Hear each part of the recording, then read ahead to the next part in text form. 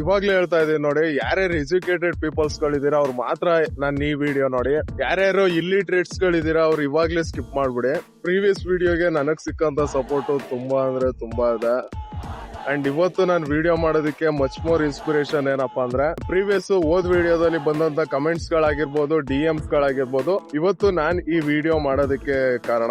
ಇವತ್ತು ನಾನು ಒಂದು ಟಾಪಿಕ್ ಬಗ್ಗೆ ಮಾತಾಡಕ್ ಬಂದಿದ್ದೀನಿ. ಏನೇನಪ್ಪಾ ಅಂದ್ರೆ, ಮೈಸೂರಲ್ಲಿ ಕ್ರೀಡಾಂಗಣ ನಿರ್ಮಿಸಬೇಕು ಅಂದ್ಬಿಟ್ಟು ಗೌರ್ಮೆಂಟ್ ಅವರು ಟಿ ನರಸೀಪುರದಲ್ಲಿ ಇರ್ತಕ್ಕಂತ KSIC ಫ್ಯಾಕ್ಟರಿಯಲ್ಲಿ 500ಕ್ಕಿಂತ ಹೆಚ್ಚು ಮರಗಳನ್ನ ಕಡಿಬೇಕು ಅಂತ ಡಿಸೈಡ್ ಆಗಿದ್ದಾರೆ. ಈ ಮೈಸೂರಲ್ಲಿ ನಡೀತಾ ಇರೋ ಸಿಚುವೇಶನ್ಸ್ ಗಳಿಗೆ ಮೇಜರ್ ಕಾರಣ ಯಾರು ಅಂತ ನಿಮ್ಗೆ ಗೊತ್ತಿದ್ಯಾ?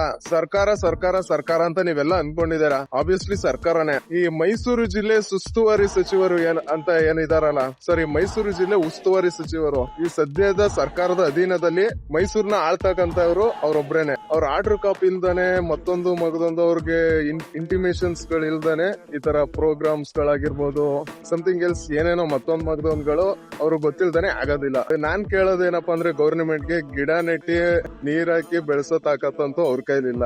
ಇರೋ ಗಿಡ ಮರಗಳನ್ನೆಲ್ಲ ಕಡ್ದಾಕ್ಬಿಟ್ಟು, ಜೊತೆಗೆ ಗಿಡ ಮರಗಳನ್ನೆಲ್ಲ ಮಾಡ್ಬಿಟ್ಟು ಅದ್ರಲ್ಲಿ ದುಡ್ಡು ಮಾಡ್ತಕ್ಕಂತ ಮೈಂಡ್ ಸೆಟ್ ಇರೋಂತ ಸರ್ಕಾರನೇ ನಮ್ ಸರ್ಕಾರ. ಮೈಸೂರು ಜಿಲ್ಲಾ ಉಸ್ತುವಾರಿ ಸಚಿವರಿಗೆ ನಂದೊಂದು ಕ್ವಶನ್ ಇದೆ.